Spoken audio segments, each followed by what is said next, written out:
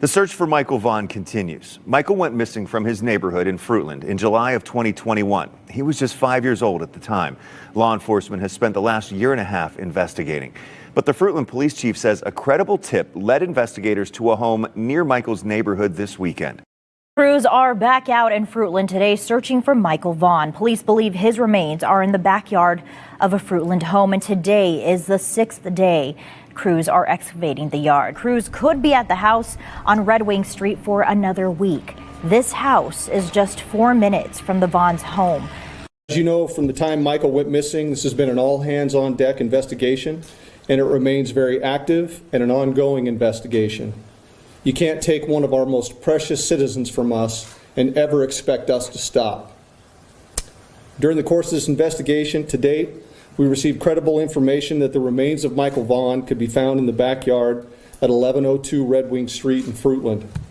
As a result, the Fruitland Police Department obtained a search warrant for the residence along with the front and backyards. That search warrant was served on November 11th. It was a Friday. We served that late in the evening. Upon entry, officers encountered Sarah Wondra, one of the known occupants of the home, and Sarah was subsequently arrested based on probable cause that she had knowledge of Michael's death and failed to report that death to law enforcement. The following day, the Fruitland Police Department, joined by the Idaho State Police, the Idaho Mountain Search and Rescue, the Fruitland Fire Department, and the Fruitland Public Works Department, began a very methodical excavation of the backyard of the Wondras' home. During that excavation process, the Idaho Mountain Search and Rescue Mountain States detection dogs deployed multiple certified human remains detection dogs on the property, all of them alerting to the presence of human remains. Ground penetrating radar was also used and deployed, detecting anomalies in the backyard. We completed the excavation of the entire backyard and removed over 250 yards of dirt. Prior to backfilling the yard, the dirt was meticulously sifted for any potential human remains. We did not find Michael's remains. Although the remains of Michael Vaughn were not recovered, we strongly believe, based on evidence, that Michael was abducted and is deceased, and that his remains were buried and later moved from the property. As of today, the whereabouts of his remains are unknown. However, the investigation is active, fluid, and ongoing. Once the excavation was complete, we conducted a thorough search of the Wondras' residence. The search was productive, and additional investigative evidence was recovered and is currently being processed. Evidence suggests that the following individuals who are currently in custody are involved in the abduction of Michael Vaughn. Sarah Wondra, 35 years old. Sarah lives at 1102 Red Wing Street in Fruitland and was living there at the time of Michael's disappearance. We believe that Sarah has firsthand knowledge and is involved in Michael's abduction. Sarah Wondra is currently being held at the Payette County Jail for failing to report a death to law enforcement. And Stacey Wondra, 30 years old, a male. Stacey was also living at 1102 Red Wing Street in Fruitland and was living there at the time of Michael's disappearance. We believe that Stacey has firsthand knowledge and is involved in the abduction of Michael Vaughn. Brandon Shurtliff, 30 years old, of Kuna, Idaho. Brandon was living with Sarah and Stacey Wondra at 1102 Red Wing Street at the time of Michael's disappearance, and we believe Brandon has firsthand knowledge of Michael's abduction. Adrian Lucien, 32-year-old male out of Toledo, Ohio. Adrian was staying with Sarah and Stacey Wondra at 1102 Red Wing Street at the time of Michael's disappearance, and we believe that Adrian has firsthand knowledge of Michael's abduction.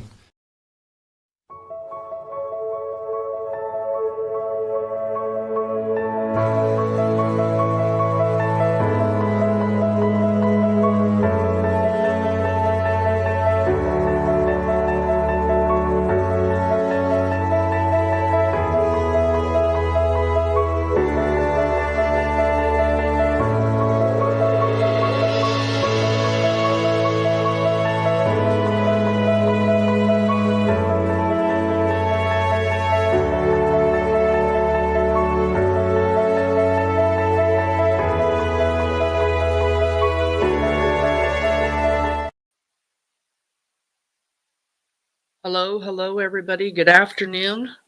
Welcome into Missing PNW Crimes Revisited. My name is Samantha. Today is November 11th, 2025. How's everybody doing today? Thank you guys so much for coming in, and I want to give a big shout out to you all for joining yesterday in our double live with Clutch Them Pearls, Sweet Justin. I wasn't in control of chat. It's crazy to be on a live like that and not be in control of chat. So I want to thank everybody for the super stickers, for your support, for me, for Justin, for Michael, for the Vaughn family. I truly appreciated every single one of you. I was watching. I saw all of the beautiful familiar faces coming into chat to be there. Unfortunately, for a probable cause affidavit, that was one of the hardest things that I've had to go over yet in Michael's case. Today we have a lot of topics, and I want to just start by saying that, you know, my family comes from a very long line of military, all the way down to like my great-great-grandfather. So I just want to thank all of the men and women who have served our country, who are serving our country, and have lost their lives while serving in the United States Armed Forces. Bless you all. I appreciate you. I am truly, truly a patriot. I love our country. So Veterans Day is very important. So a big shout out to any of the veterans here in chat. Just know that I have mad respect for each and every one of you. So, who's in chat? We've got Stephanie Murray in the house. Thank you for being here. Chuck's granddaughter, thank you so much for being here. My beautiful moderator, Halo Art, is here. Forget Me Not is here. My other beautiful moderator is here, Hair Curlers in Crime.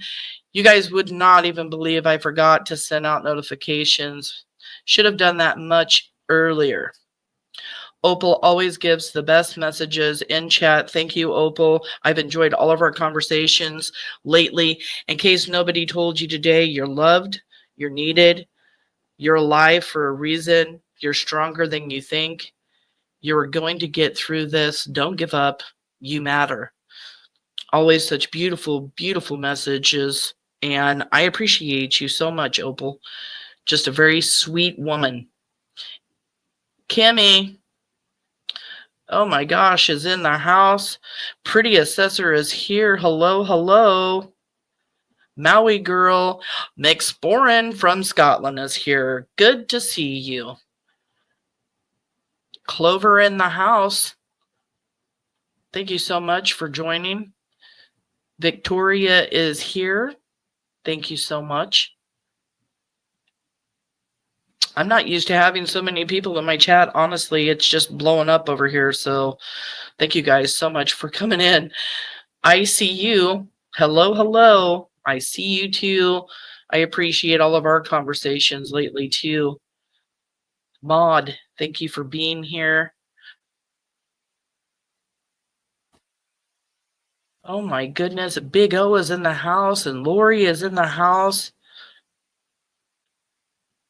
I know Brandy loves it so much. So does the rest of the Vaughn family, to see so many people showing up to support the Vaughn family and Monkey. So thank you guys for being here. Shannon, hello, my love. All righty. We got Julia XOXO. Marty is here. Thank you for being here. Forget Me Not. Thank you for coming. Rhonda, hello, hello. YouTuber Girly. I like that. Good name.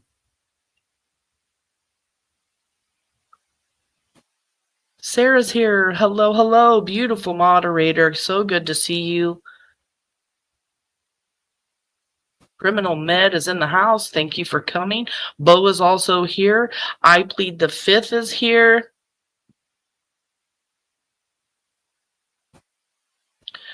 I really love to just go through and welcome everybody for coming. One of these days, I will be able to get as many as I can, but like tonight, I unfortunately won't be able to say hi to all of you, but just know I appreciate you all for being here tonight.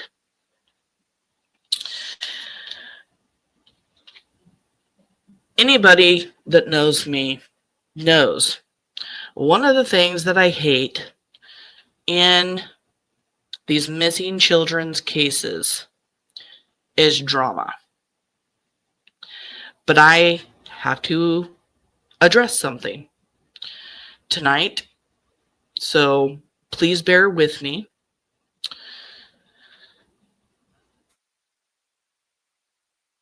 This was what I woke up to this morning.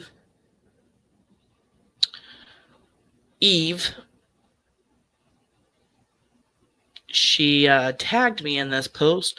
While you continue to grift and exploit families, you also need to own up to the fact that you were wrong about Brandon Shurtliff being in jail for 30 days. If you would get your head out of your ass, you could do just 5 more minutes of checking that I was right. Because she always needs a pat on the back, you know. It was 5 days. And now he is being transferred. Well, he's already been transferred. Don't worry. Both of you are about to be exposed for way more than just misinformation. Bring it. So, I'm being threatened here. And I have a message. First, let's address the fact that there's only one person exploiting families, and it's you, Eve. And it's for pure pleasure.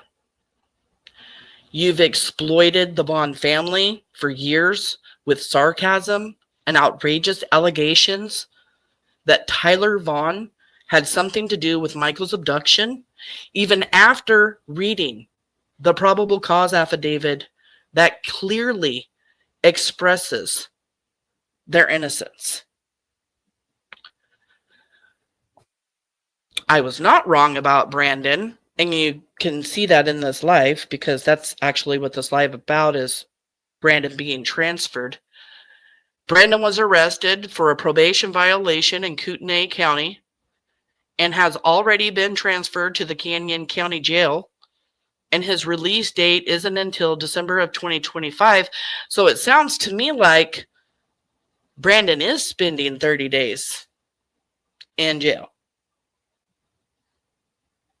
And Eve, you can expose me all you want. Talk about me all you want. You clearly are upset with the lack of attention you're getting, because nobody wants to watch all that misinformation. And I have some exposing to do myself, because I heard a recording last night, and Stacey said that you put out that probable cause affidavit because he asked you to.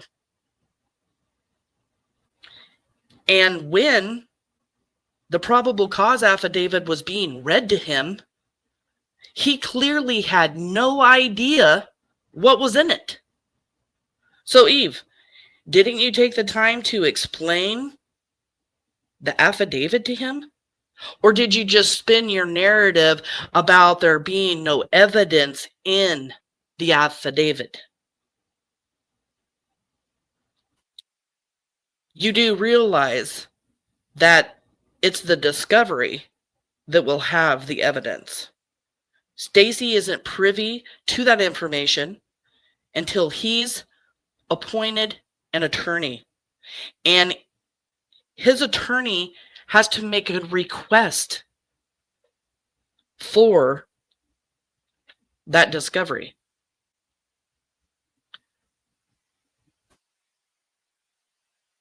There's one of us with their heads in their ass, and it isn't me. You were talking to suspects in a murder investigation to get content. And you have become Stacey Wondra's puppet master. Nothing you say about me will be worse than that. Nothing.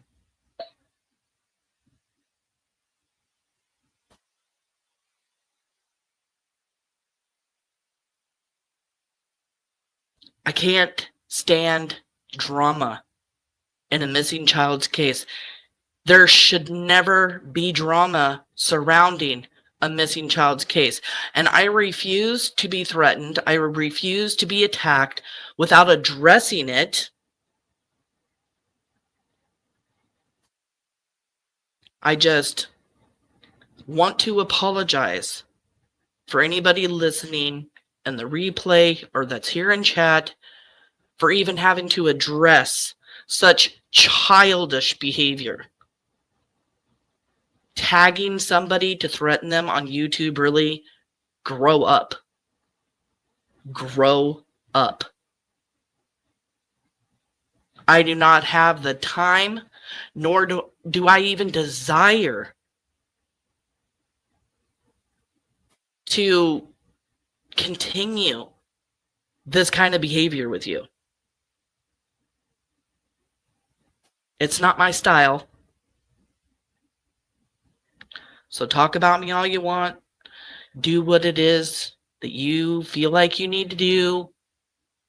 Exploit me in whatever way you think you can. But my integrity is good. I have a good reputation on the YouTube streets.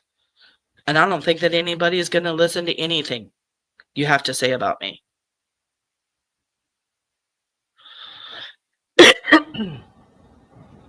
Excuse my coughing.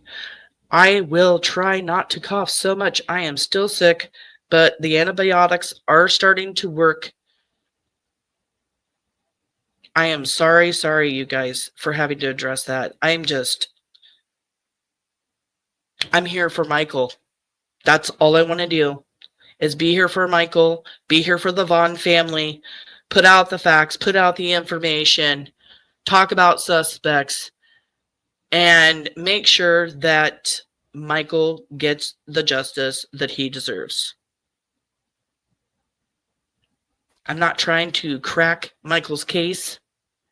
All I'm trying to do is help by bringing awareness. So, with all of that being said, I'm sure if you guys came in and saw the thumbnail, there is lots going on. There is so much going on right now, not just with Brandon and Shurtliff and Stacey Wondra and the affidavit and everything. There's just so much stuff going on.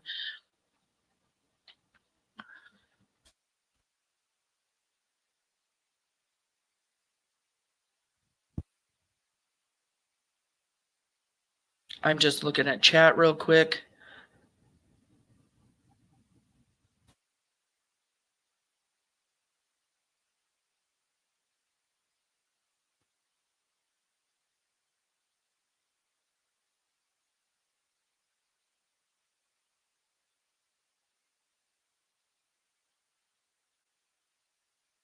Ashley is in the house. Thank you so much for coming in. Don't cough on me, Sam. Oh my gosh. I'll catch a cold. Get better, girl. Thank you so much. I will try not to cough on you. I sound horrible, but there's just so much going on. I can't. When my husband found out today that I was going to go live, he was like, Sam, you're still coughing and sneezing and blowing your nose, and Justin did most of the talking last night. How are you going to get through a live? And I'm like, well, there's just too much to talk about to just sit on my butt. So here I am. And like I said on last night's show, like, I wouldn't rather be anywhere else. If I'm going to be at home and I'm kind of stuck here since I'm sick anyway, then I would rather be with you guys. So, all right, let's get to business. Brandon Shurtliff. So, Brandon.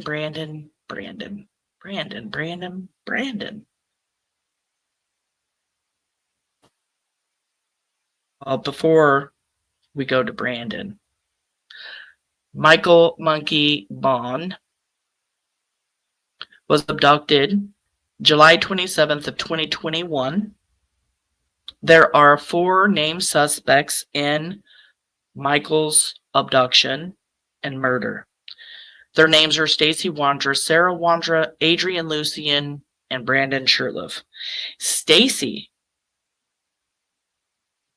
is going to be charged, read his rights as soon as he gets his extradition back to Fruitland, Idaho, for first-degree murder, second-degree kidnapping, and on the affidavit it says destruction of or concealment of evidence. Those are the charges. Sarah is still in prison for unrelated charges having to do with a GUN charge. Brandon Shurtliff is also incarcerated in a jail in Canyon County. He was transferred from Kootenai County over to Canyon County, and we're going to talk about that tonight. But these suspects have been named. And after reading the affidavit, I believe that others could be or will be charged.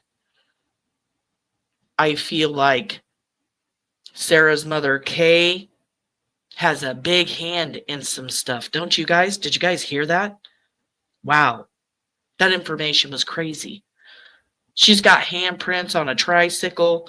She's got a stuffed animal that a dog dug up out of the backyard. That is the same description of a toy that Sarah Wondra and Stacey Wondra handed Michael in their home after he was abducted to calm him down and sat him on the couch. That was some information in the affidavit. And we already know that Kay has tried to protect Sarah before by not telling law enforcement that Sarah Wondra had brought a GUN to her house, and she refused to give up that information until she was threatened that they were going to search her house and arrest her.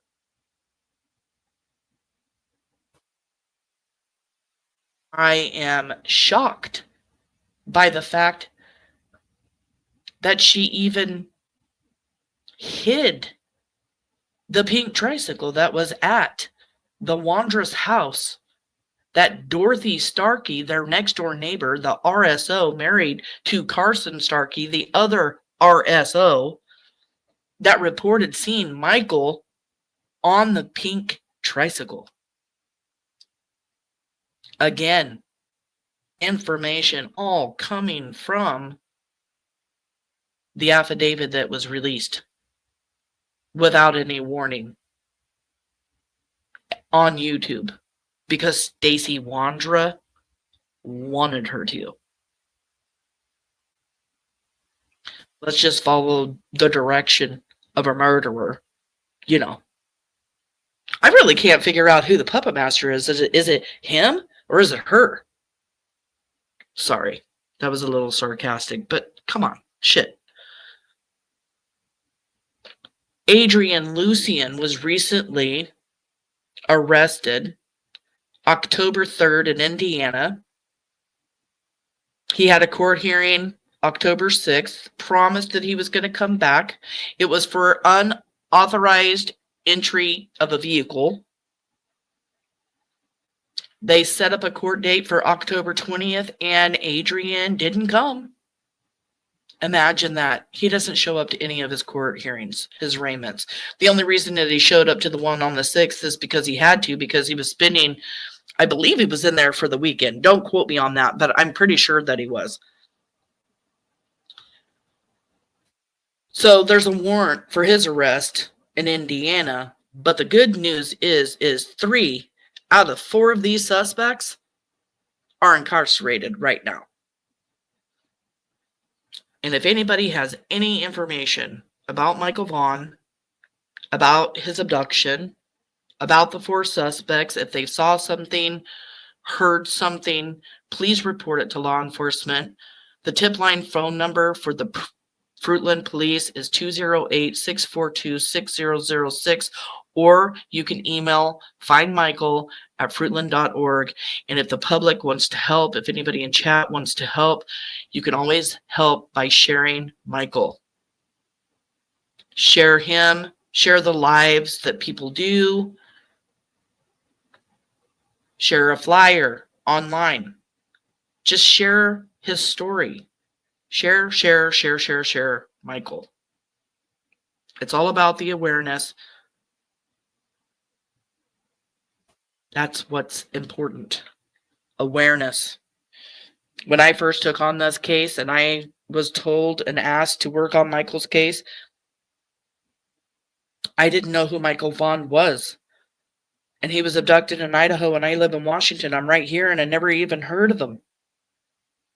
I instantly wanted to take his case, but it was seeing Brandy on the news talking during one of her interviews that I knew she was innocent, because you could tell she was innocent of any wrongdoing at all.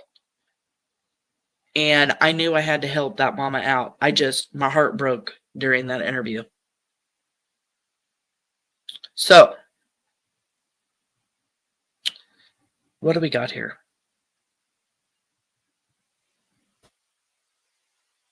Guess who's back again. Misty's back. Tell a friend. Guess who's back?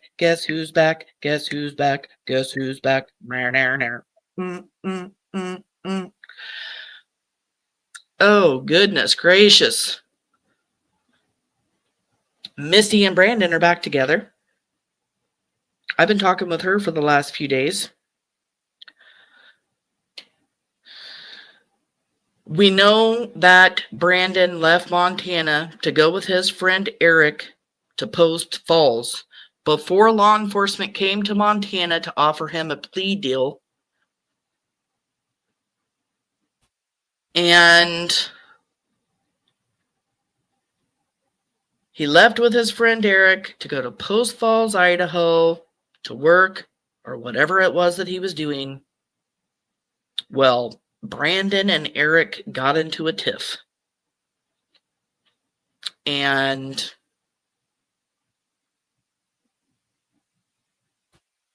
Eric drove Brandon's ass back to his mom's house in Kuna in July of 2025.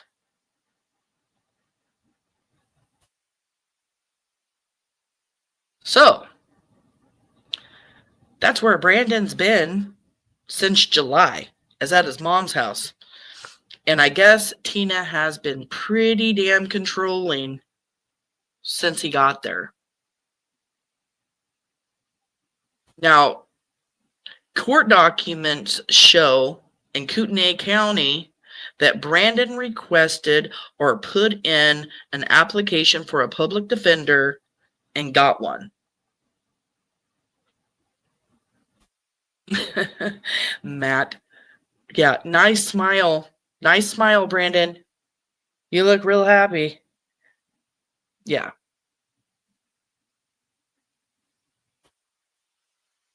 So, now I'm hearing it's not just a public defender anymore. Mama, Tina Mariel, paid to get Brandon an attorney. I wonder why. I mean, Stacey Wondra is being charged for the murder and kidnapping and destruction of evidence. So I guess she thought, oh, I better protect my baby boy I better get him an attorney. And here's my receipt that in September, on September 2nd, 2025, now he was arrested for his warrant and probation violation, on November 4th. So not too long ago. But in September, he filed for an application of a public defender. And then, oh, that's his new mugshot. You can see down here at the bottom who his public defender was at his court hearing on September 18th of 2025. He had to admit or deny his probation violation. They set a hearing for him to come back. He had already filed for a Zoom hearing for the first court hearing, and the judge let him have the Zoom. Then he requested another Zoom hearing for on November 4th when the probation officer had to show cause for the probation violation. The judge denied that. Brandon went to court on November 4th. He was arrested. Kind of old news. But what is new news is Brandon, new mugshot in Canyon County, because he was transferred from Kootenai over to Canyon County. He doesn't seem to be too happy here, does he? He looks pretty pissed off. He looks pretty pissed off to me. Melissa's in the house. Thank you, hon, so much. You know, I just want to let you, I'm going to pause for a second because I rewatched me and Justin's live because I didn't get a chance to really get to watch chat. First of all, just being with Justin, and you guys didn't see it, but I could see everybody that was talking from Justin's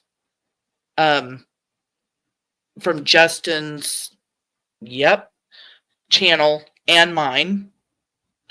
And it was exploding with comments. So I like reading you guys' comments. I love seeing what you guys have to say. And I went back through there and there were so many people in there. And you guys were all so supportive. So I just want to say, like, I did read it all. And I love you guys so much. Thank you guys for coming.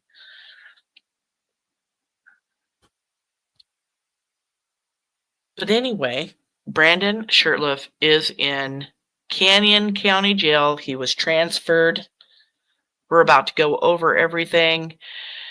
Brandon Shurtliff, 33, male, white, Kootenai County Sheriff's Office, transferred to another facility. And there he is. I just love putting up their weird faces, their mug shots and stuff. His birthday, his ID number, custody status, November 9th, 2025. Transferred to another facility.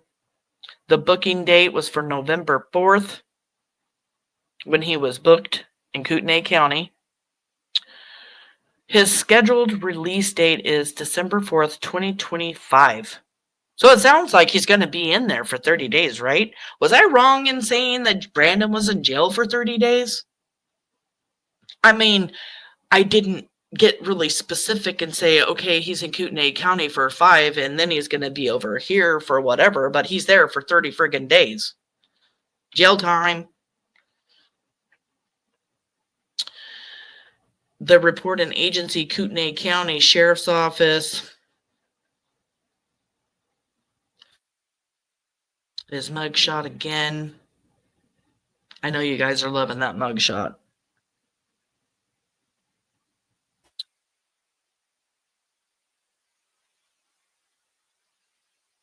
Lots of mugshots here. So, statute charges. It's got a bunch of numbers, and you guys know me in court docs. I don't know too much about them, but Bonneville County hold. I'd really like to know what that is. Bonneville County hold. There is possession of a controlled substance, paraphernalia with the intent to use, which I know those two are old charges that he's serving for in Canyon County going back years, because he doesn't take care of any of his stuff. He doesn't pay his fines.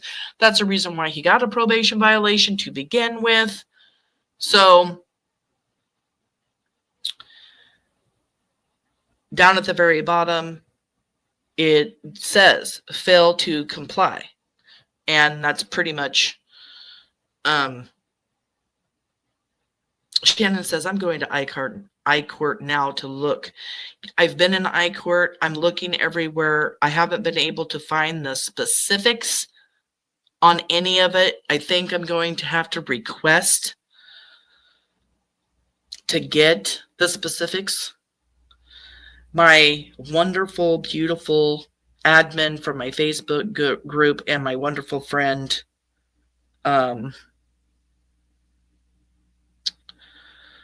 hold on one second.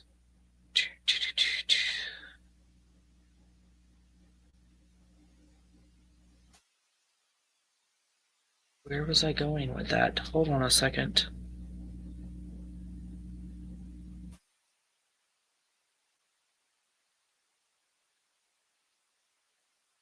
I got so many messages in my phone. I just wanted to read something that somebody shared with me. My beautiful admin.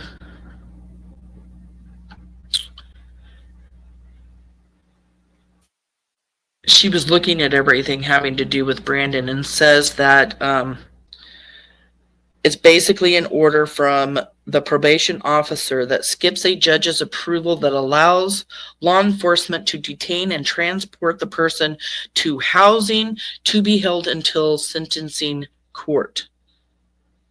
It might have to do something with like a public records request or something to find out any of the specifics. So that's what I think I'm going to have to do, because I'm really interested in this Bonneville County hold thing.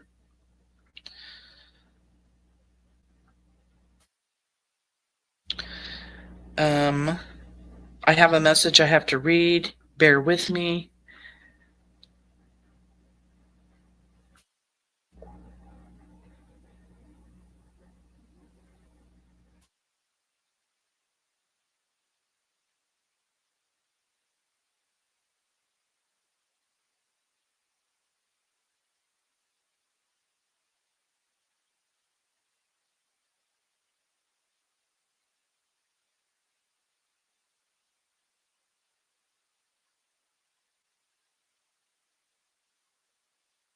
Okay. I need to send something to Brandy real quick.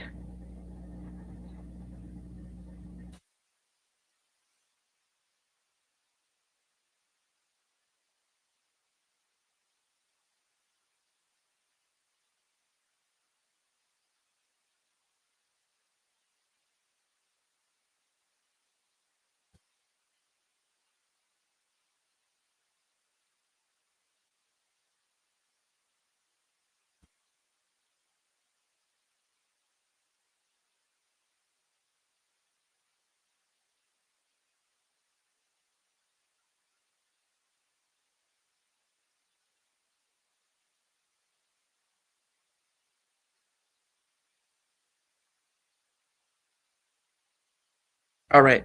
Sorry, you guys. Mama Bear was hitting me up for something. I needed to make sure that I got it for her. So, okay. Back to everything else. Anyway, I am going to be looking into this a little bit deeper. I'd really like to know what everything is, but Brandon Shurtliff is incarcerated until December 4th. Let's see. Custody status date November 10th. In custody, Canyon County Detention Center. Book date was for November 10th. I actually mentioned this on Justin's Live last night that he had been transferred. I had people blowing me up the day before yesterday and yesterday morning, letting me know he was going to be transferred. So I really appreciate everybody for sending messages and stuff.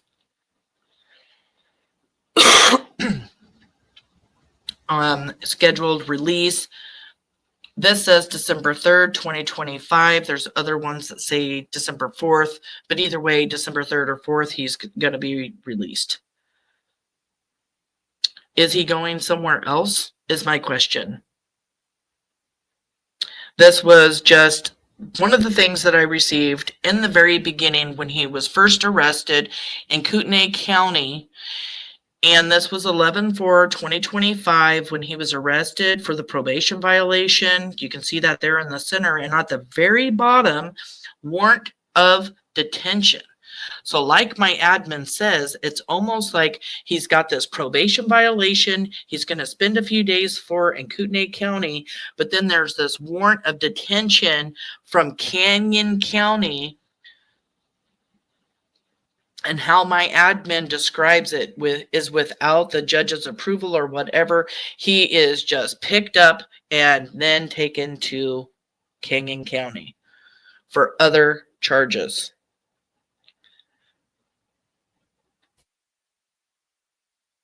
So there's that information.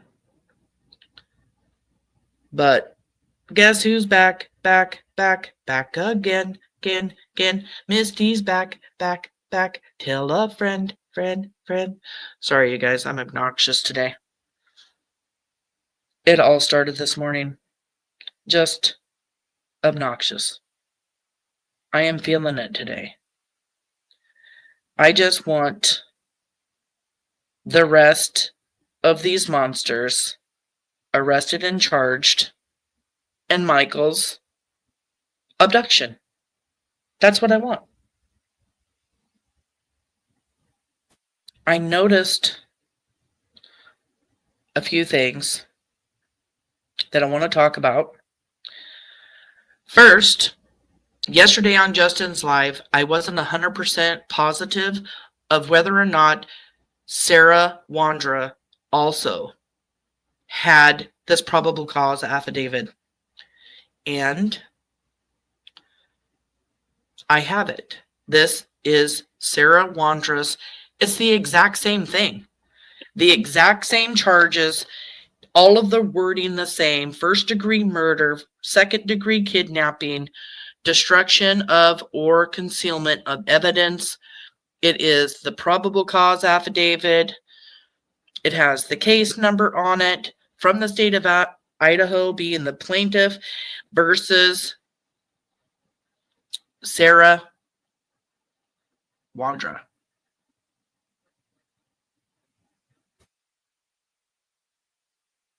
You know, I'm learning a lot of this information has been, this was done, these affidavits were done on 6/12/2025, right? And we know, let me see if I still have it, because I save everything. And we know that, let me see. Why, yes, I do have it. Here we go.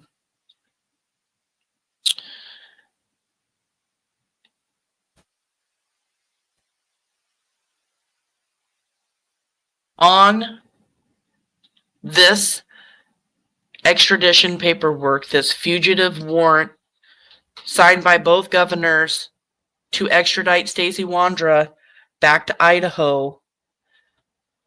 I might have to get on my phone to read it because it's so small, and I'm sorry, you guys, that I can't blow it up for you guys to see. But this was filed on June 11th, 2025, and then the probable cause affidavits are put out the next day. They've been working on this for a long time. Months. Just like we were told by Brandy that she had seen the documents, that the DA was pushing forward and we're going to make arrests. And yeah, it's been done for a while.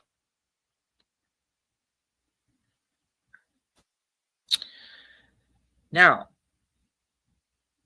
I noticed some things. I'm going to get rid of Sarah's, because I'm going to have to be uploading some stuff while I go through this. Trigger warning for everyone. Let me get your question before you disappear, Batgirl, because chat is running through. My question is did they have a buyer lined up, or were they going to try to find one? Did they plan on hiding him until someone got him? That needs to be looked into. I agree. It needs to be looked into, and it probably already has.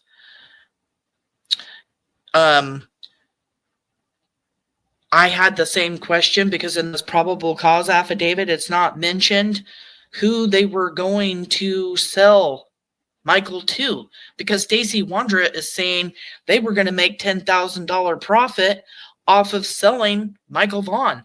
Was this the reason why? Really? Come on. For money?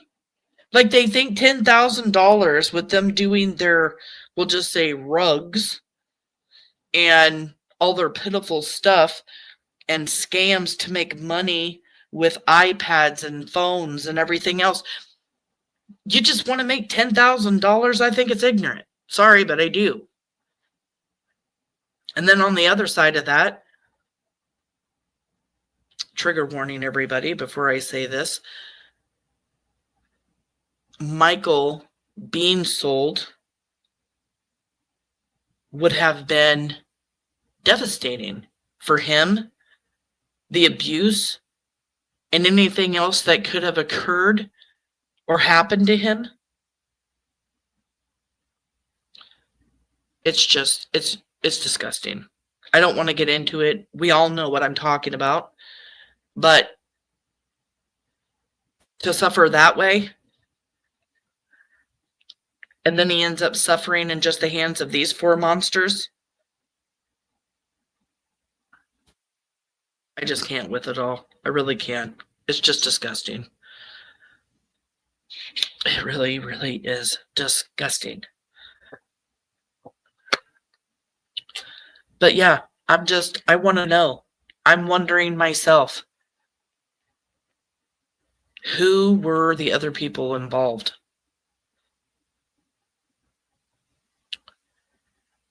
I'm going to take just a pause real quick. Hold on.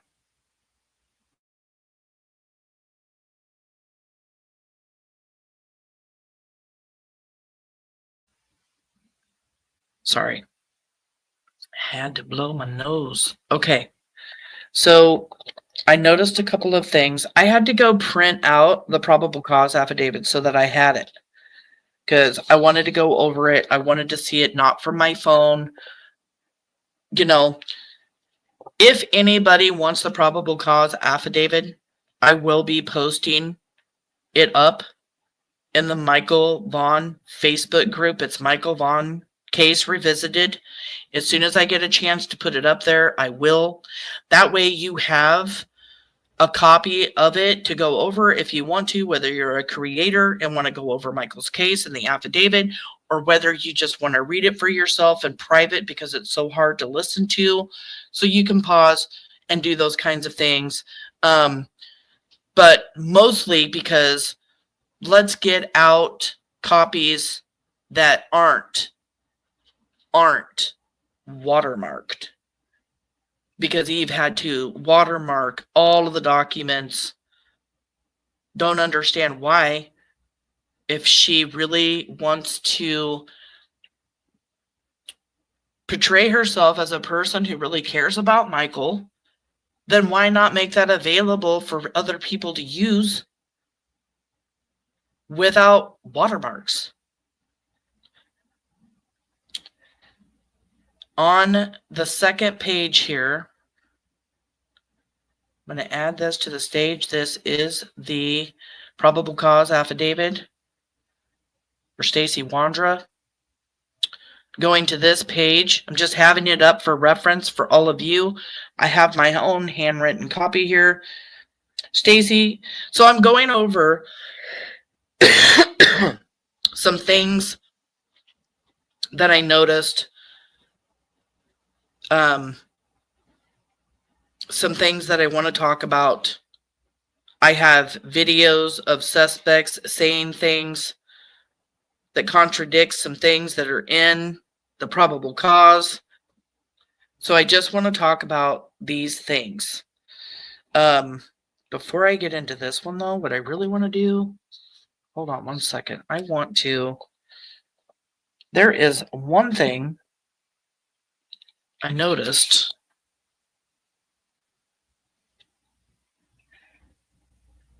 And let's talk about it. It is on, let me see. It's on the third page of this. So let me get to the third page.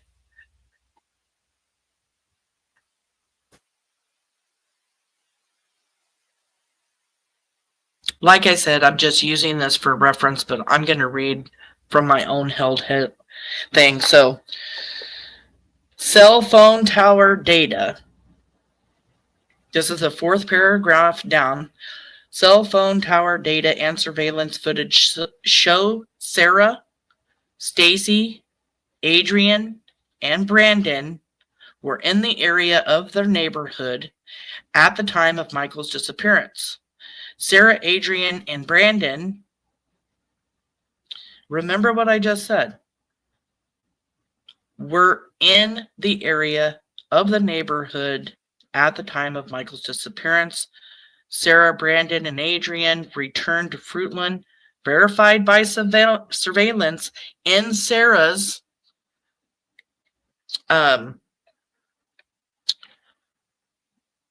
blue Toyota Corolla at 5:08 p.m., only to leave again at 5:12. 4 minutes later, they show up in the neighborhood, they go to the house, they leave 4 minutes later. This is after they get back from the Applebee's. Remember, Sarah, Brandon, drop Adrian off at Applebee's, go hang out at the mall, go to Cuna to go over to his mom's house because Brandon's talking about filling up a water bottle, go back, get Adrian. They all come back to the house at 5:08 and then leave again at 5:12. And then they come back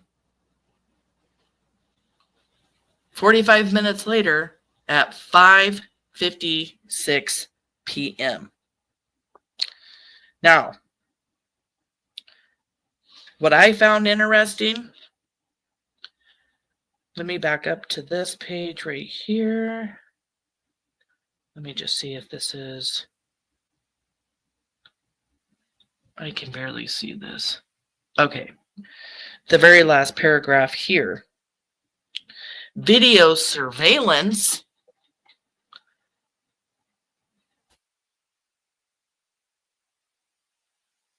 shows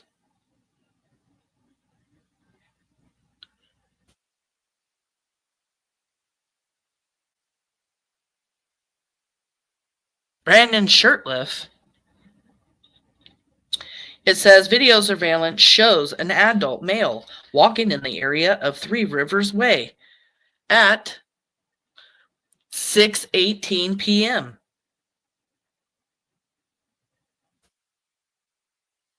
Hours on July 27th, 2021. And the same male is captured walking in the area of the neighborhood splash pad at 6:28. As he walked through the wooded area to the west back towards the area in which the Wondras lived. Are you guys getting this time frame? Adrian, Sarah, and Brandon come back to the house at 5:08, leave at 5:12, come back 45 minutes later at 5:56, and not 24 minutes later at 6:18 through 6:28, Brandon Shurtliff is walking around the neighborhood.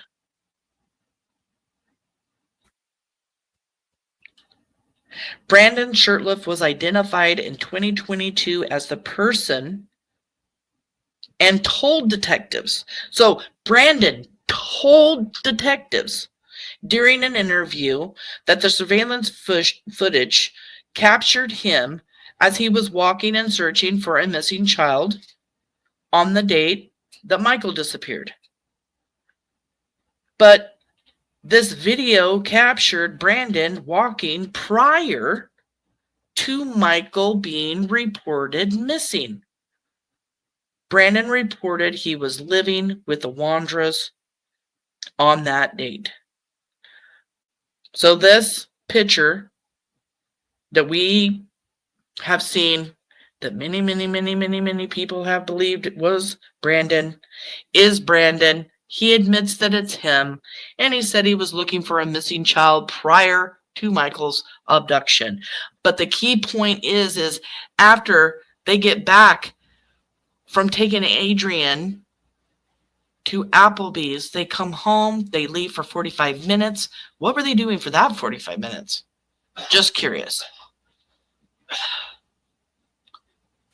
And Brandon Shurtliff is seen on camera footage walking the neighborhood.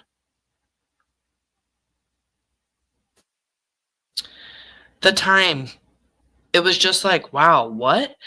Because I had to rewatch the show, and I'm listening, and I'm like catching things, catching times. That's why I had to go print out this affidavit, because I have to pick it apart, and I'll probably be picking it apart for a minute. But yeah, Brandon Shurtliff walking the neighborhood right after they get back. Right after.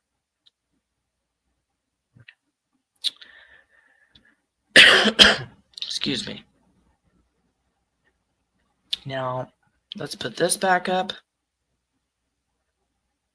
I want to talk about something else. Stacey Wondra is captured on surveillance footage driving a white Lexus and pulling into the parking area of the splash pad in the neighborhood off Southwest 8th Street at 1523 on July 27, 2021. So that's the splash pad near Michael's home. He's there. Stacey is seen exiting the driver's door, walking around to the passenger side of the car, and appears to be testing the exterior door handles to see if they're locked.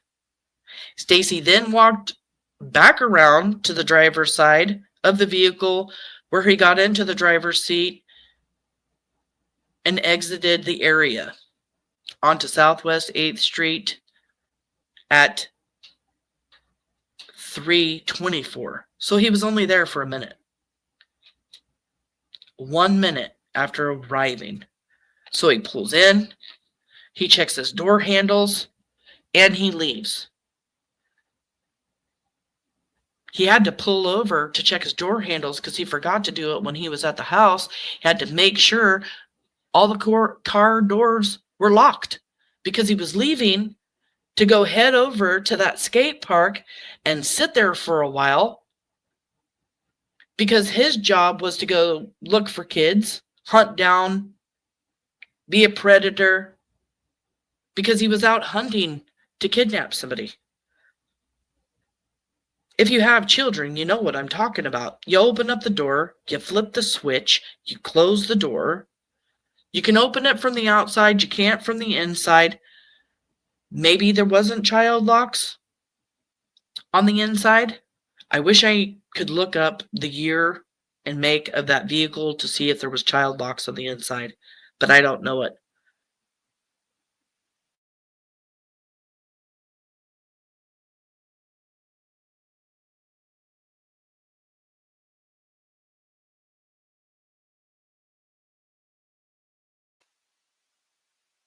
But if it was checking the handles making sure the car doors were locked.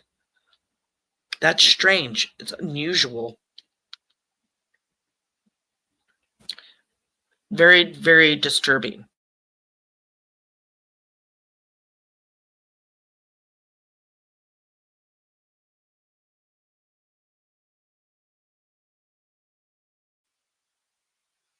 I'm sorry to confuse you. There is a probable cause affidavit that is the same as Stacey's.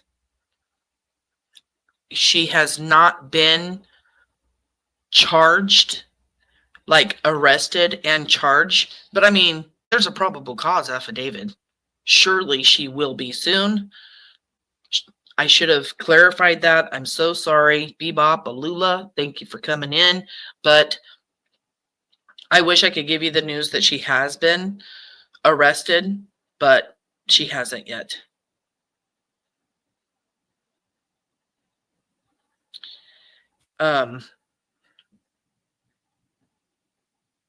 So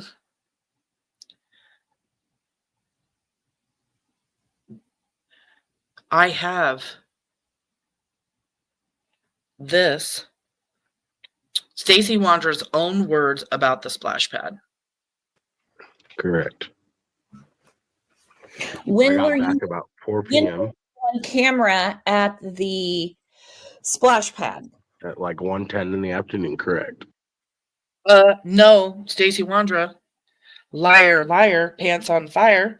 You were seen at the splash pad for only a minute at 3:23.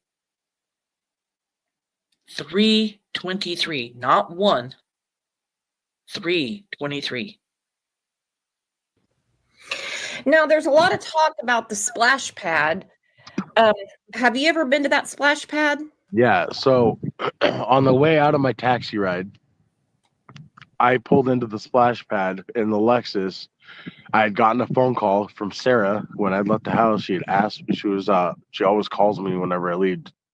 I had stopped at the splash pad because I chewed tobacco. I still chew. And I had stopped at the splash pad because my can of chew had fallen on the passenger side of the seat. And I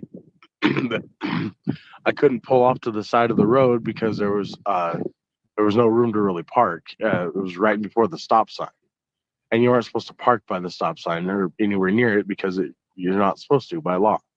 So I pulled off to the splash pad for 2 seconds, and I tried reaching over the seat to grab it, but it was on the far side of the floorboard. I don't know if you know what I mean, but it was literally on the far side of the floorboard, and I couldn't reach it. So I got out of the vehicle to go grab the can of chew, and I grabbed it, and then I went back in the car and drove off.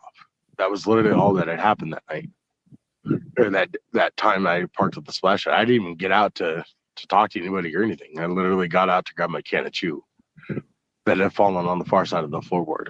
Okay, so was that on the day that Michael was abducted?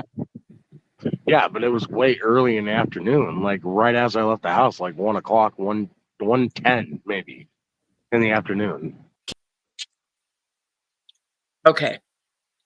Hold on a second. I didn't know there was more to this.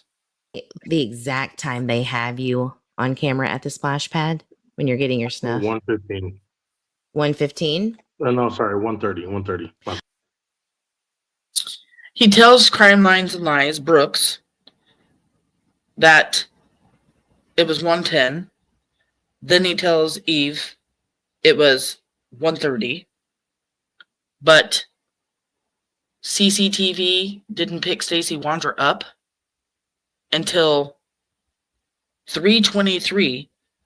And then Stacey then walked around the driver's side of the vehicle where he got into the driver's seat. And wait a second.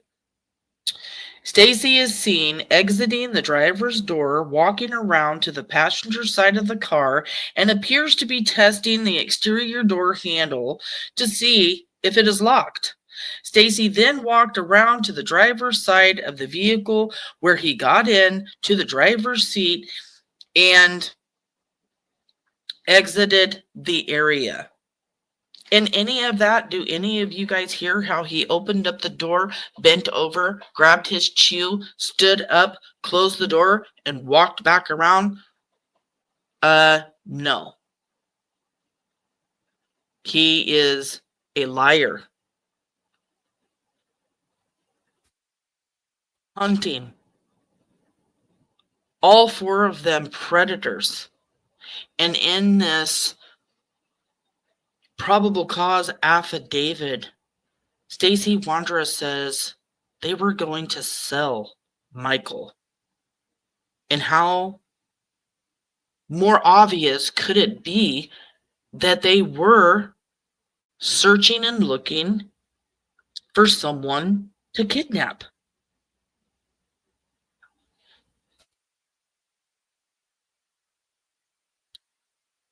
Okay. Excuse me, you guys. I am so sorry. All right. So this is page 1, page 2, trying to keep all of this stuff together. The next thing I want to go over, for some reason, when me and Justin went on our live yesterday, I was giving him information to share, and anytime he played any of my videos or any of my information, it was glitching.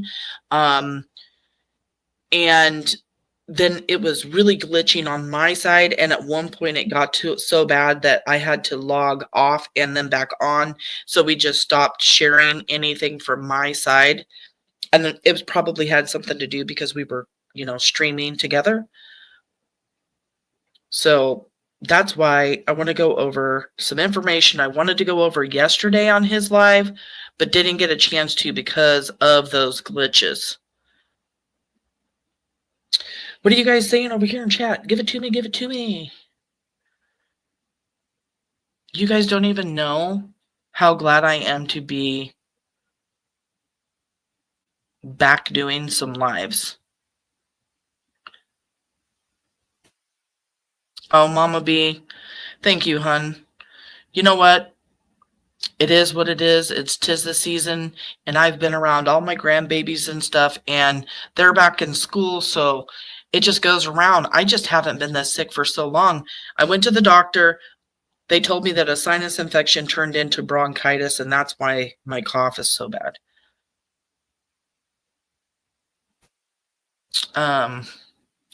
Just looking here. Tara, thank you for coming in, hun. And Jersey, I'm seeing a lot of new faces. Thank you guys so much for coming over. I mean, I'm used to having less than 100 people here listening to me, and I've got almost 400 people here. So thank you guys all so much for coming over, watching, listening, lurking, whatever it is that you're doing. Please hit that notification bell. Thank you guys for coming over. I appreciate it. Mean Beans, that's a great name. Good to see you. Just looking to see what anybody has to say, because my chat's going crazy, y'all. And I'm one person, so. Right? What sick moron would buy Michael? Exactly. There's more monsters out there, aren't there? There's not just the 4 monsters. There's also the ones that want to even purchase him. Can you believe we're even talking about this? We've talked about this before. We talked about all 4 of these suspects being connected to over 16 registered S offenders, living with them, being friends with them, living in the neighborhood next door. So even ones that were connected to Adrian, the Pope twins, and the Pope twins are from Twin Falls, Idaho, and their mother has been in trouble for S trafficking. And Adrian has connections in Twin Falls, Idaho, because that's where he used to go to college. And one of those Pope twins sent Adrian a message after Adrian started throwing people under the bus, other people, not Sarah, not Stacey, not Brandon, any of the 4 named suspects. He was throwing gang members, the Pope twins, under the bus for the abduction and murder of Michael. Let me see if I can find, let me look real quick. I have a recording of the Pope twins actually threatening Adrian. Let me see if I can find that.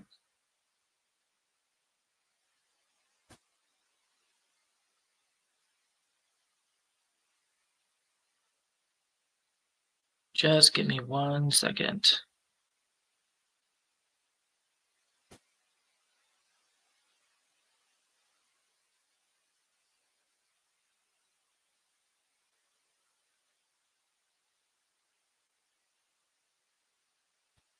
I downloaded it so long ago. Maybe I'll go all the way to the bottom real quick. Hold on.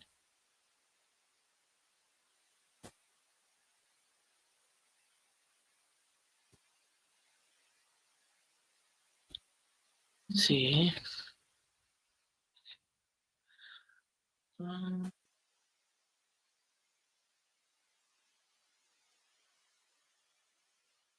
Oh, here it is. I'm going to throw it up and it's going to start playing immediately. Didn't kidnap that kid or kill the kid. So that was completely him. Don't be trying to put it off on me and my brother. I'll fucking smoke you guys myself. You guys heard it. And if I play it too many times, YouTube will get mad at me. I didn't smoke that kid. Pretty much don't tell people that, I'm going to do it one more time, you guys. Listen up. That's it. One more time's all you get.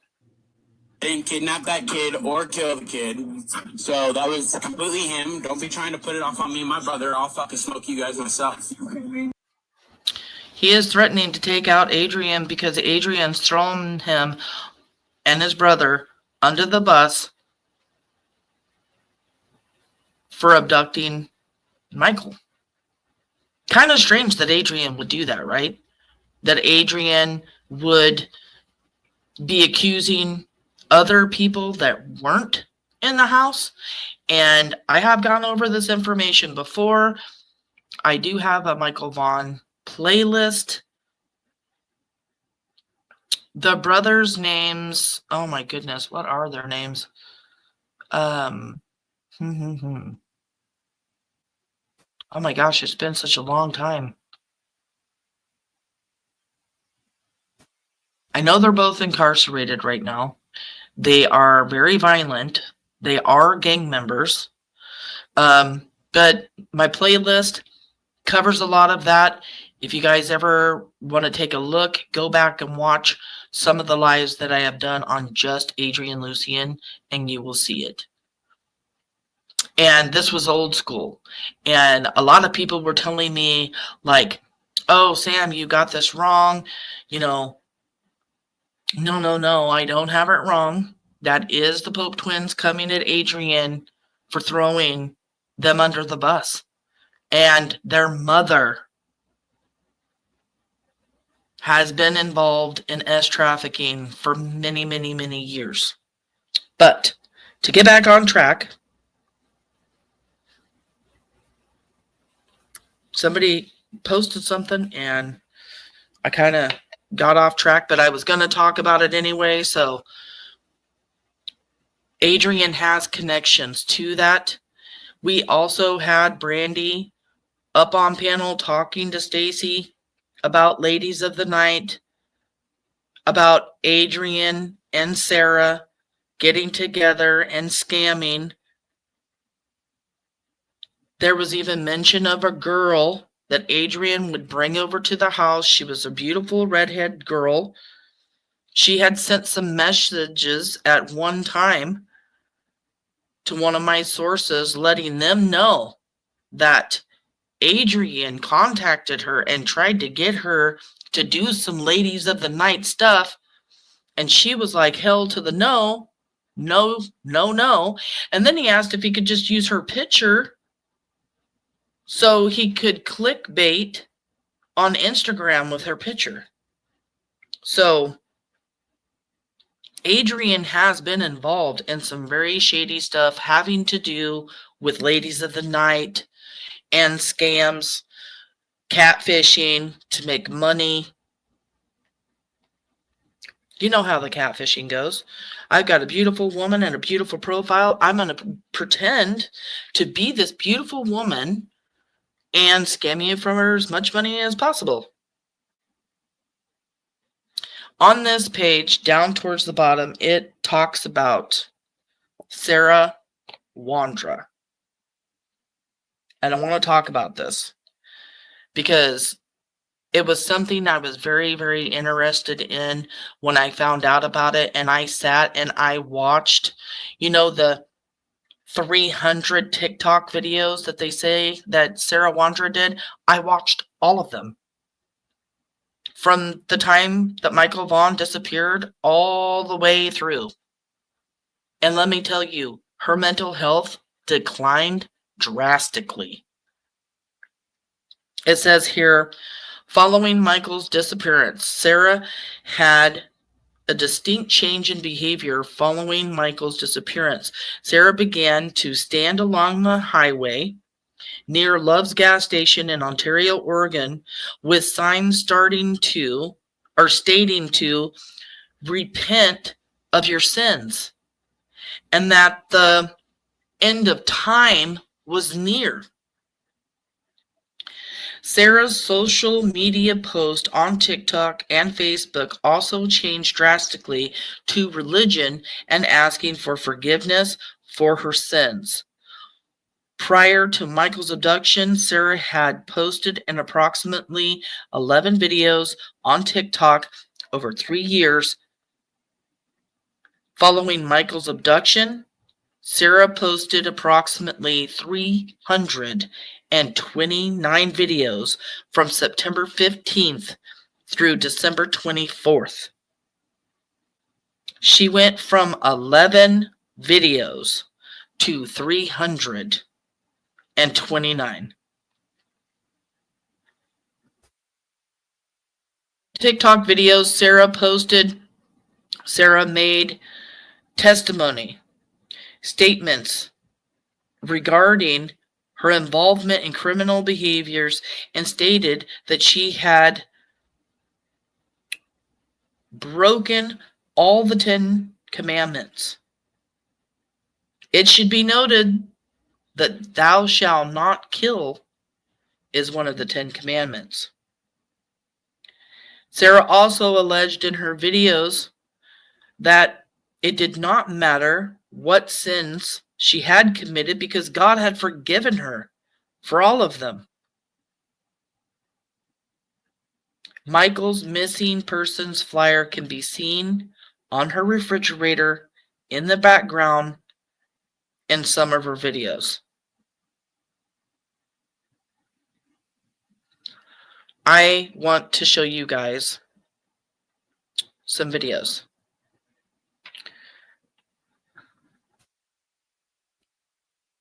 Okay, hold on 1 second.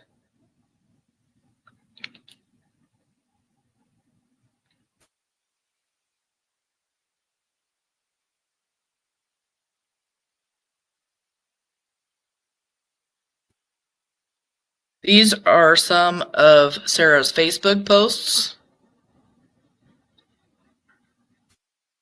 This is her. And there is the flyer of Michael on the refrigerator in the background. This is a screenshot of Sarah doing one of her TikToks. Just like it's mentioned in the probable cause. This is Stacey Wondra updating his profile picture to Michael Vaughn on July 31st, 2021.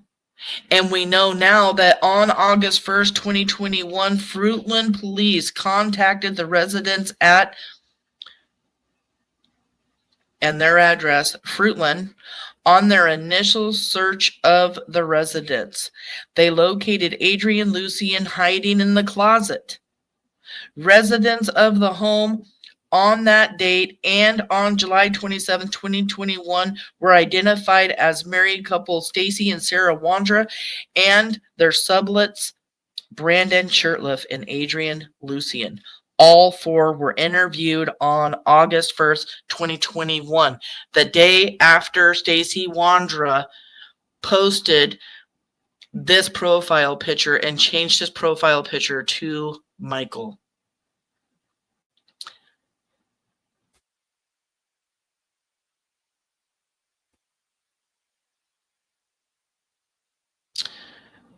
And then he tells somebody, you know, in the comments that this is a child missing in their neighborhood, blah, blah, blah, blah, blah, because he's weird like that. Stacey Wondra, a few days before that, was posting about Michael, posting blogs about him. Sarah Wondra is posting things on her Facebook. Watch out, you are walking into trap. Guard your children's. Take it from me. I promise. Take it from her? That is some weird shit. I'm sorry, you guys. Crazy, crazy, weird, weird, weird. Oh, this is her faith taxi stuff and stuff. But let's get to the TikToks. Because the TikToks are really where it is, where her craziness really starts to shine through. And like this affidavit said, she's basically admitting all of her sins, doing harm, and saying God's forgiven her.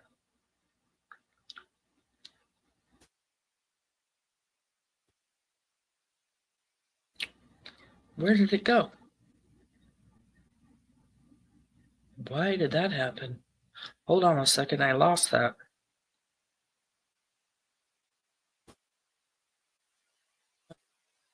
It went to load and then it didn't load. And by the way, these are the over 16 RSOs connected to the Wondras. If you haven't seen it, there they are.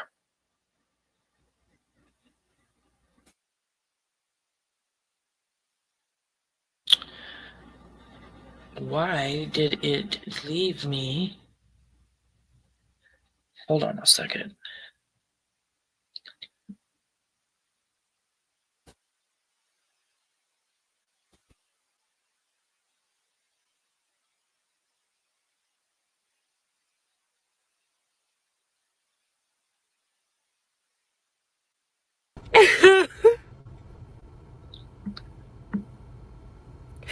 I don't deserve half the stuff I've been given. Not even anything, really.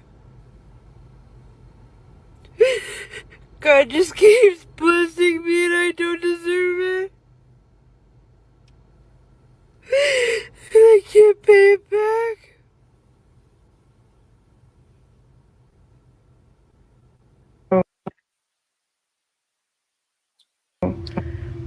I do that a lot, but you know, I've committed so much. Yeah, just, things happen to us because He gave us free will, and because sin is rampant, because we chose to sin. There's also a curse with that, right?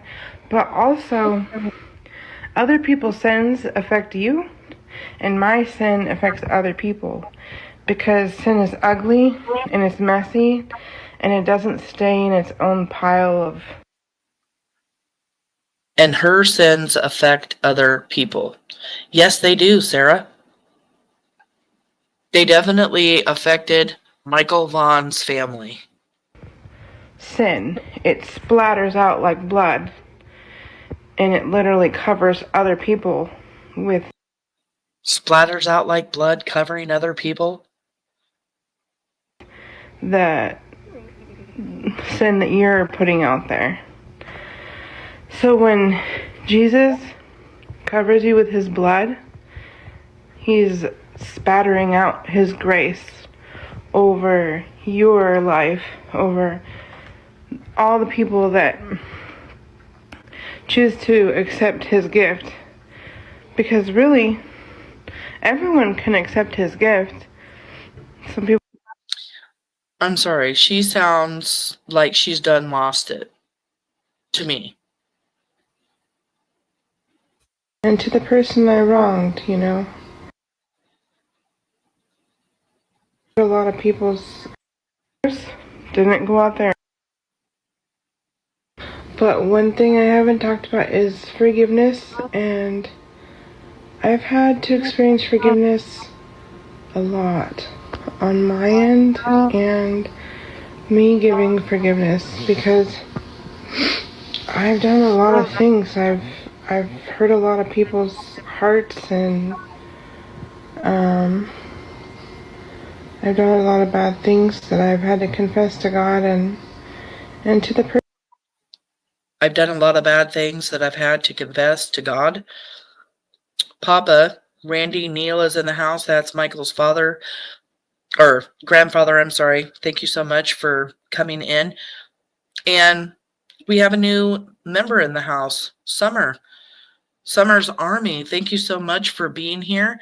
If you've never been here, I just appreciate you being here. And now we've got to dance, you guys. We've got to dance in our seats.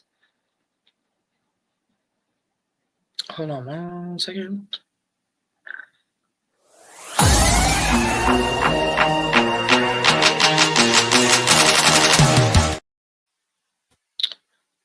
I really appreciate that very much. Thank you so much for joining.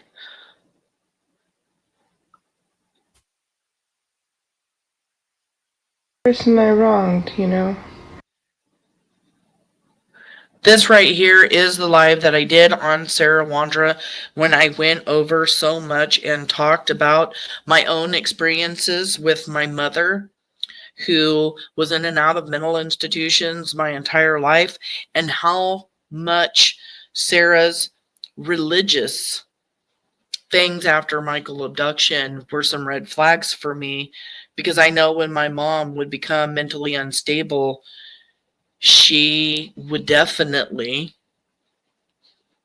start talking and saying some really weird things about God, the end of days. She showed up to my house one day. She had beautiful long black hair, and she showed up over at my house.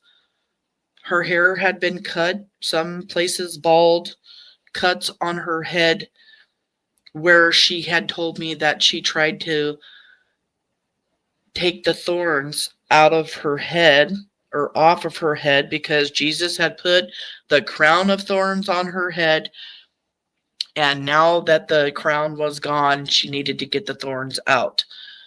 I've experienced firsthand what real mental illness is growing up, and watching Sarah Wondra decline for months in her TikToks.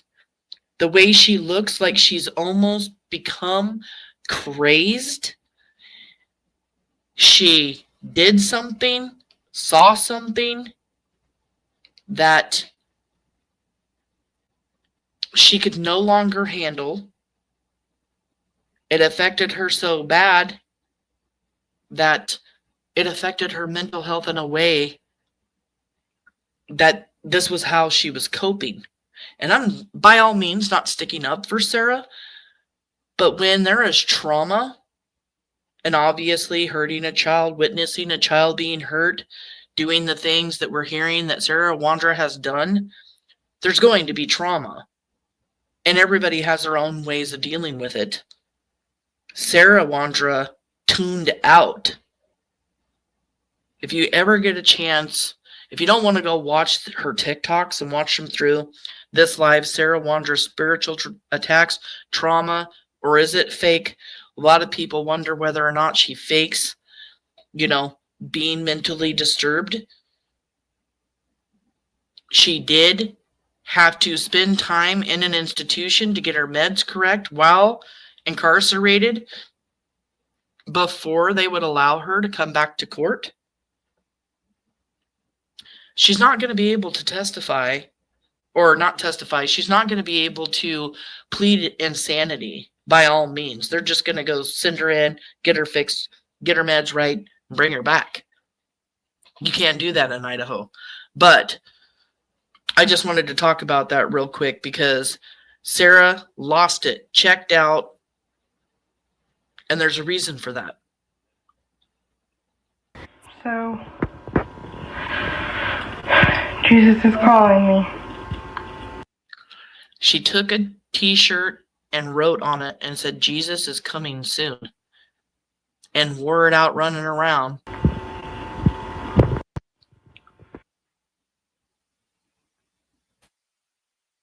Today, I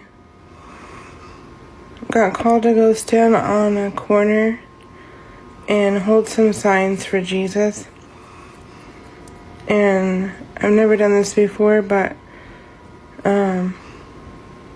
or felt like, well, no, I feel like I felt the need that I need to go do it and maybe just didn't do it for a while. But I wanted to hold the sign where I wanted to hold the sign. But God wanted me to hold the sign next to the weed shop. And we hear in this probable cause affidavit that she's outstanding holding signs. What does it say here?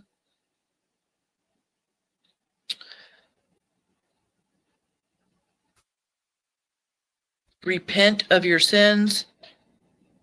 End of time was near at a Love's gas station in Ontario, Oregon.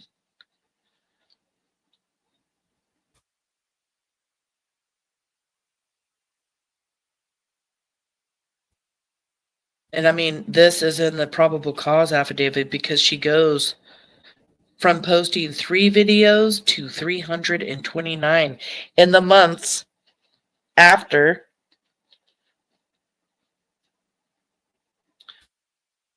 Michael's abduction. Much. But God's bigger than your storm or your disease or whatever's going on. So I'm living proof of that because I'm diabetic and my blood sugar, You can see Michael's flyer right there in the background. according to these things, have been almost consistently between. I agree, Tina. I believe she could possibly be the leader, especially after reading the affidavit.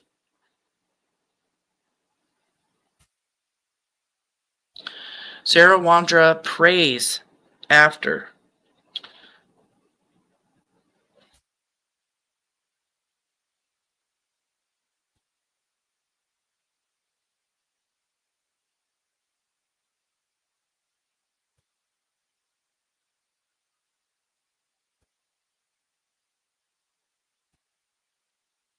Like 300, sometimes even up to 600. Basically where the modern medicine tells you that you're going to be in a coma. Like, or you should have already been in a coma. It's been like that for like years now. Still walking around, cleaning my house. Things of God.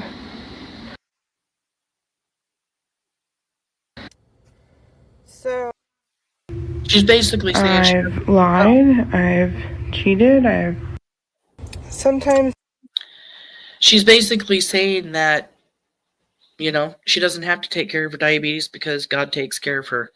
Even though her numbers were always so bad and she was constantly in and out of the hospital, according to Stacey.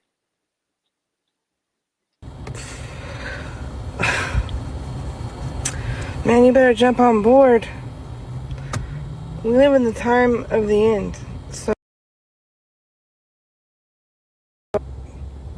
when I was 14 years old, at least lock myself in the room and just dive into Revelation. I gotta tell you, I didn't necessarily understand all of it at that time. And you know, sometimes even now, God's gotta remind me of some things. But I don't speak on it unless God proves it to me. So I've been going through some serious tests of faith. And in this particular TikTok, she seems to be medicated in some way, shape, or form. She slurs her words and stuff. We're almost done with this. I just wanted to give you guys a good idea of how bad Sarah's mental health was after Michael's abduction, because it is mentioned in this probable cause affidavit. You know, I walk around out here outside. I got like my arms. It says Jesus is coming.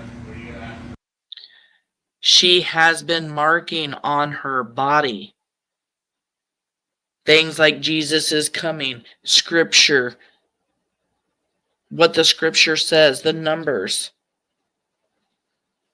Jesus lives. Chosen through Christ, right? Okay.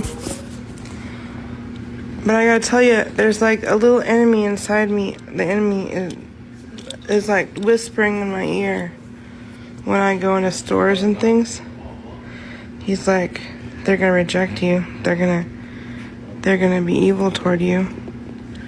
And you're gonna have to stand that. Hide your arms, Sarah. Hide your hand. Don't let anybody see you. And you know what makes me kind of sick is at first, you know, I was like, I almost caught myself almost doing that. She's walking into grocery stores with writing all over her arm, but now she's becoming paranoid that people are staring at her and thinking something of her. Well, don't write all over yourself then. But at the same time, she has convinced herself she's hearing spirits. It even mentions in the probable cause affidavit, demons are talking to her. She says demons are talking to her in this. And we already know from her first affidavit that the Almighty God had told her that Stacey did it and Stacey buried Michael in the backyard. So she believes that spirits, demons, and God are talking to her. It's real to her. And then I realized, go read it. You need to wake up. Seriously. I don't know if you don't realize like what time we're living in or where we're living. We are living in Mystery Babylon. Revelation 17 through 19, 1 through 5. Go read it.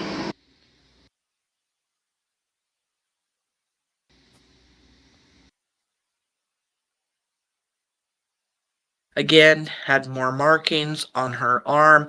She talks about the end of days. Again, the end of days are mentioned in the probable cause affidavit. And I just wanted to show people, I don't know, because I haven't seen many other creators ever really go over her TikToks. I mean, I spent hours and hours and hours just to find the few that really stuck out to me, but I just wanted to show that.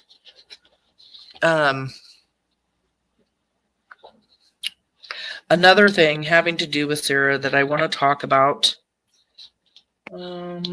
is on, I believe it's the 4th page of the probable cause. So let's get to that.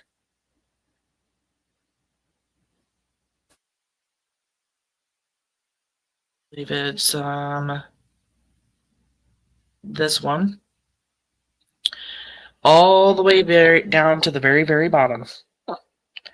I missed this. Not only when I read it for the first time, but when Justin read it out loud, I missed this. And it's huge, you guys. And I don't know if you guys heard it. I know when I come into chat and I watch other creators, I can get lost in chat and I miss stuff.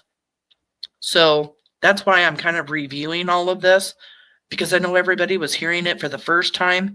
It was the second time for me because I did read it in its entirety. So, hold on one second.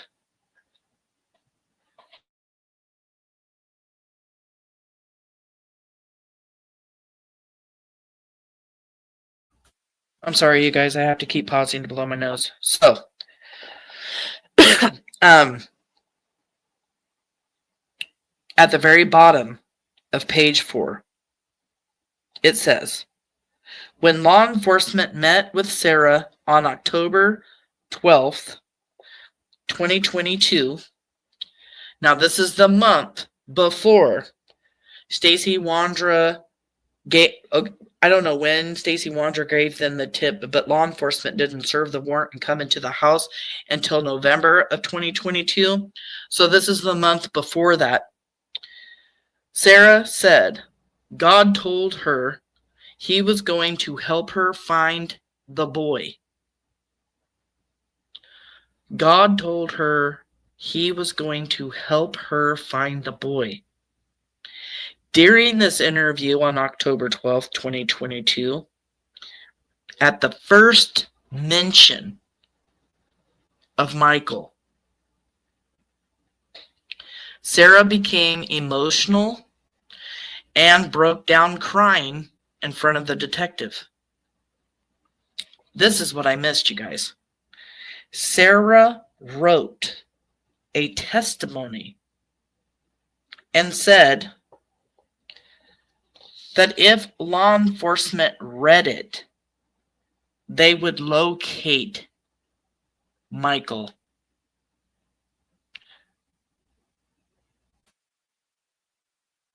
Sarah wrote a testimony and said that if law enforcement read it, they would locate Michael. Sarah suggested God had forgiven Hitler for his sins, that God had redeemed Sarah for her sins. What to the what? She wrote testimony and said if law enforcement read it, they would locate Michael. And also said that God had redeemed Sarah for her sins.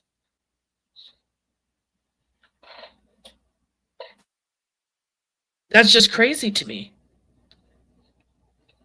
I mean, not only is she not in her right mind, she is obviously admitting knowledge of not only where Michael is, but that she has committed the sin. The sin of what? Abducting or unaliving Michael?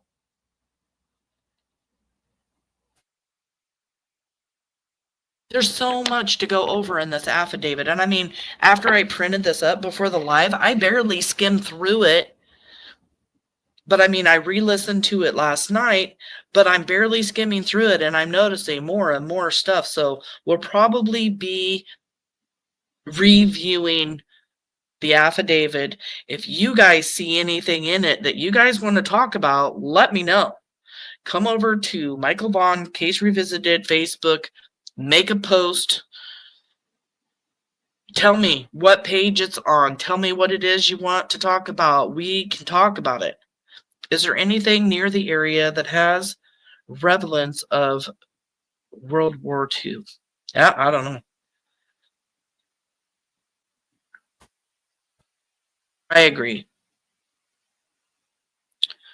Why are you posting your... No, it's gross.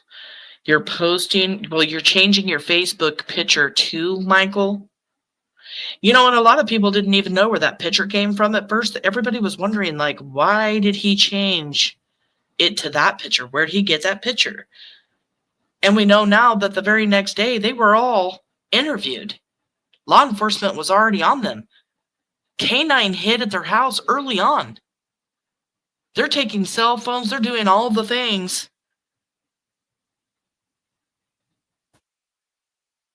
They focused in on them. What time was Dorothy driving around? Good to see you, Jemima. Thank you for coming. I am sorry I'm getting lost with the chat, you guys. I got over 300 people in here and stuff is just going. So that's a very good question.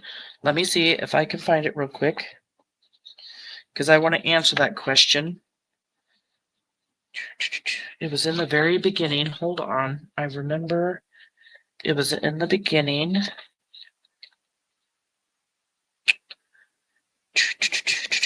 Okay, here we go. Let's talk about this. And this is something I want to talk about too anyway.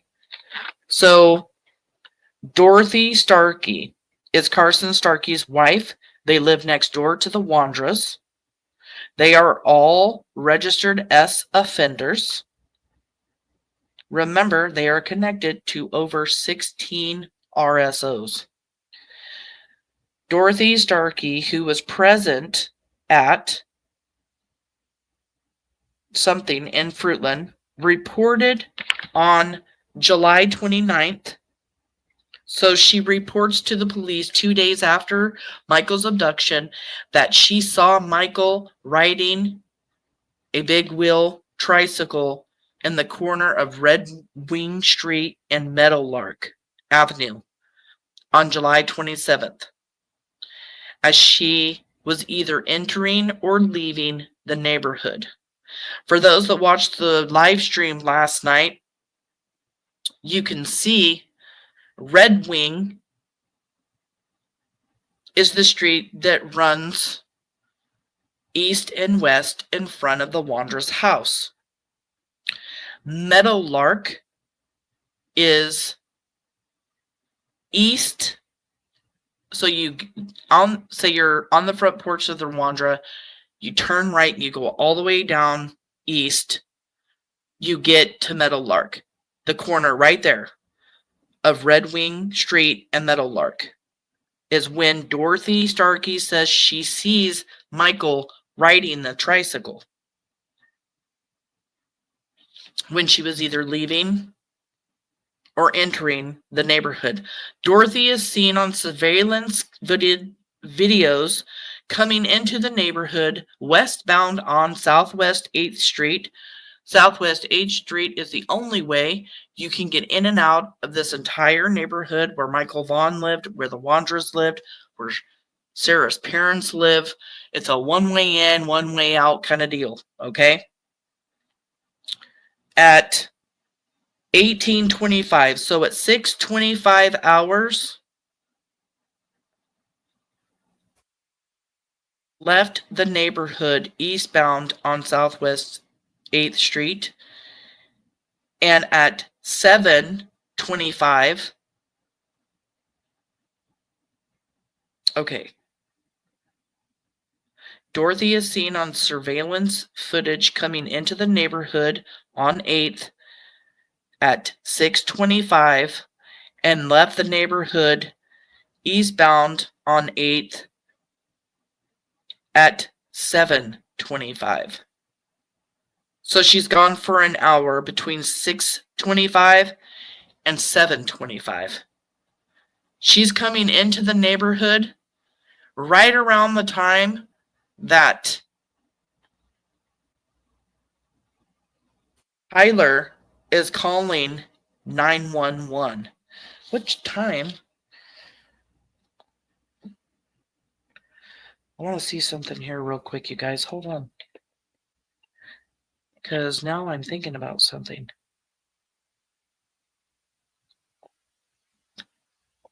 Where is that?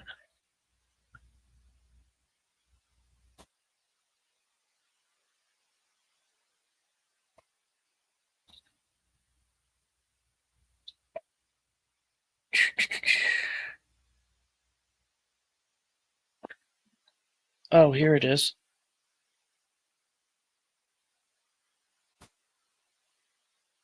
Tyler called 911 to report his son missing at approximately 7:21. So he called 911 at 7:21, and Dorothy is coming back into the neighborhood at 7:25.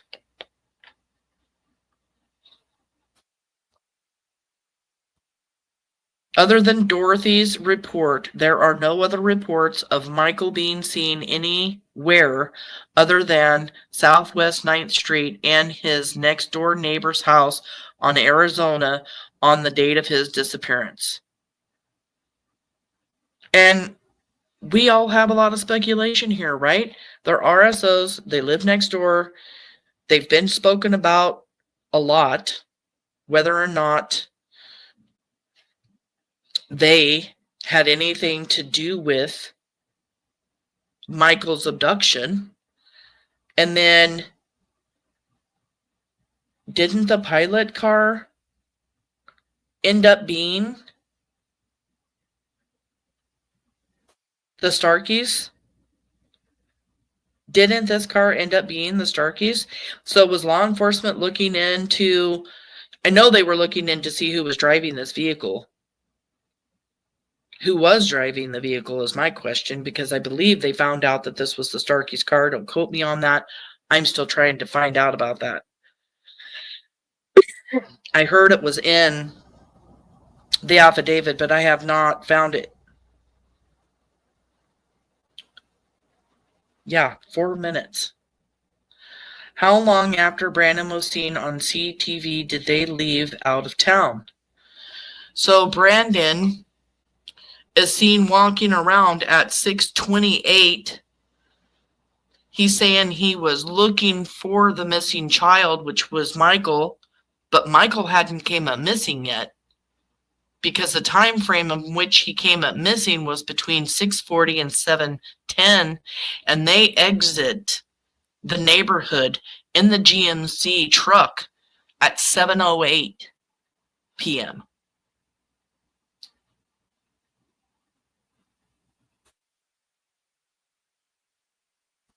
$7:08.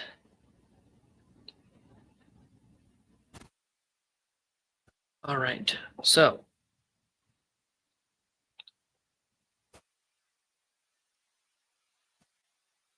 let me see what else I got here.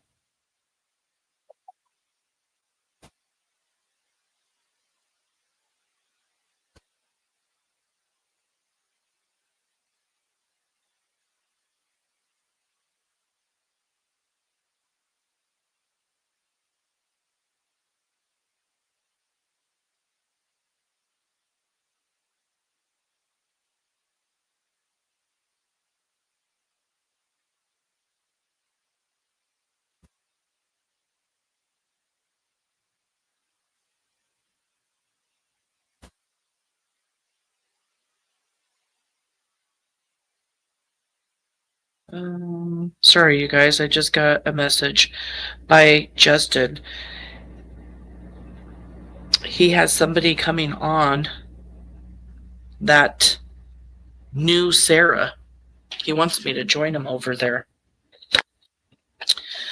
But definitely going to keep going over these affidavits, because they're really important and they have so much information.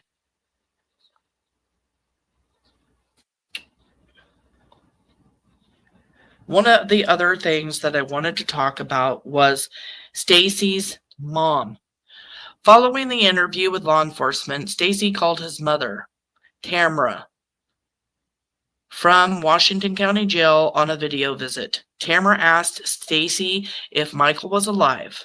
Stacey shook his head no and said, Sarah acts, trigger warning, you guys. It's very sensitive here. Sarah accidentally unalived him. Tamara asked how. Stacey said suffocation, and went on to say They buried him in a duffel bag.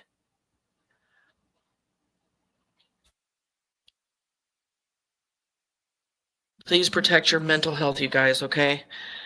I have a video here. This is the last video I'm going to share because I'm going to go join Justin over there. If you guys want to come over and join. But I have this video of Brandy talking to Stacey about what he told his mom. Because Stacey had no clue that Brandy had already seen the confession footage that got put out and released when she was questioning him. And remember, he tells his mom Sarah accidentally unalived him by suffocation. Tell your mom that Michael is dead. No, I never said Michael was dead. My mom had asked if he was still alive or what happened. I said, I don't know. I don't have an answer. I can't answer something or confirm something if I don't have an answer. He's such a liar, isn't he? Lying to the face of a mother of a missing, abducted, unalive child. A mother that only wants to bring her child home. Not in the way she ever wanted. Just bring him home to put him to rest. And Michael Vaughn deserves to be home with his family and laid to rest properly. If anybody has any information, about Michael Vaughn, please call law enforcement. Any tip. Let law enforcement decide whether or not it's a good tip, but please call the tip line 208-642-6006 or email findmichael@fruitland.org. Please. No tip is too big or too small. It could be a puzzle piece, a major puzzle piece that law enforcement is trying to put together. We already have 1 down and 3 to go, and only one of the 4 suspects are walking the street, and that is Adrian Lucien, and I hope he gets picked up on that warrant in Indiana here real quick. I don't want to lose him. I want to know exactly where he is and what he's doing. So if anybody sees Adrian Lucien, ask him to talk to law enforcement about Michael Vaughn. Tell law enforcement what he knows, what he saw, what he witnessed, what his involvement is. Walk straight up to him or holler at him, "Where's Michael?" Report where he is or where you seen him. Take a picture. Post it online. Where is Adrian Lucien? I want to know exactly where he's at, because we already know where the other 3 are. So anybody in Indiana, get out your camera, get out your phone. Just be safe about it, though. I'm not asking anybody to do anything to get harmed.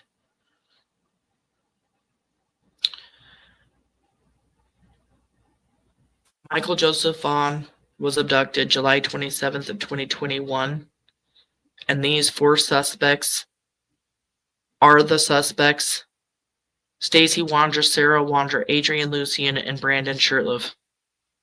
And I promise you, we stand behind the Vaughn family. We stand with Monkey. We're Monkey's army. We're not going anywhere.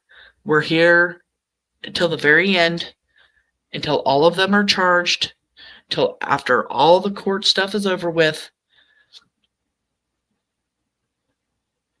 Not going anywhere. Thank you guys so much for joining. I'll be back tomorrow. I'm going to go over this affidavit some more tonight, figure out what else is in it that I would like to talk about. So please join me for another live tomorrow.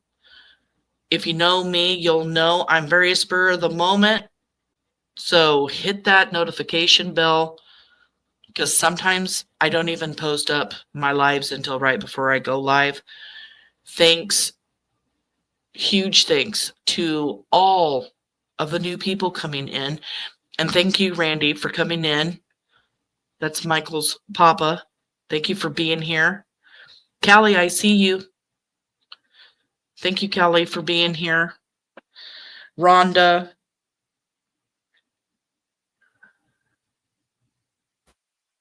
Thank you so much. Become a member if you'd like. Lurk if you'd like. Just know that I appreciate every single one of you for being here, not just supporting me, but for supporting Michael, for supporting the Vaughn family, and for always, always, always protecting these babies, these kids. I love you guys. I'll see you tomorrow night. Come join us over at Clutch Them Pearls with Justin. There is somebody coming up on panel that knows Sarah Wondra, and I'm headed over there. Come join us. Have a good night.